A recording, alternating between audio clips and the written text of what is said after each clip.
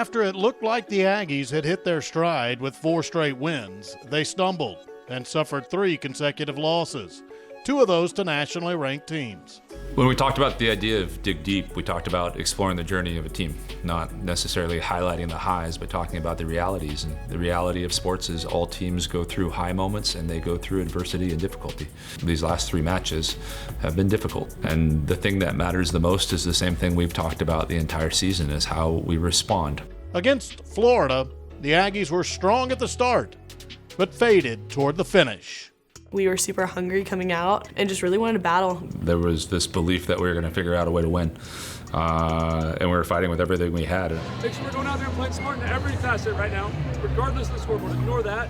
How we finish this is important. But ultimately, it just couldn't execute the way we did the first set, and they definitely started to play with a lot more energy and a lot more intensity, which is hard to battle back and forth with. The way that I've described it to people is I feel like we were a sailboat and all of a sudden the wind died in the middle of it. And even despite that, we weren't playing spectacular volleyball, but we were finding our ways to kind of claw back into sets here and there. And we didn't have that little push, that little sense of urgency to get 2 points up at the end of them. And that was the disappointing thing. I think Georgia played really clean and they were doing lots of really good things, and defensively they had some great digs, and I think it was frustrating us a little bit. I think one thing is we've always been a super aggressive team. We're going up, we're taking swings, we're doing fun things that people like to watch. And I think when we had the Florida loss, it kind of, made everybody tense up a little bit, and then when we saw that Georgia was pushing back and wanting to fight, then it makes you tense up even more, and then we can't play that freestyle volleyball that we like.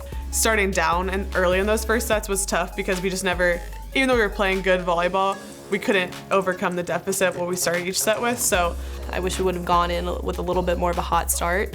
I think if we would have pushed the gas a little bit more earlier on, it would have been a different outcome. It was just a battle back and forth, and starting down in the beginning is hard to come back from. Each of those sets we were kind of right there, but couldn't make the play at that moment, and that's sports sometimes, and it's disappointing. But again, each match you got to learn from and make sure that you're getting better for the next.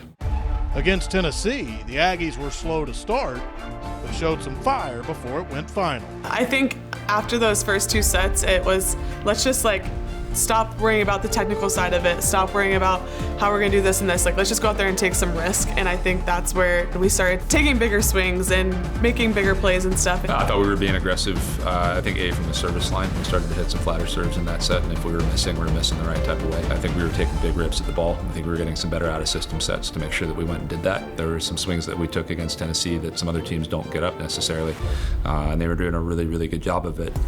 October's hard, and it's not just hard for our team.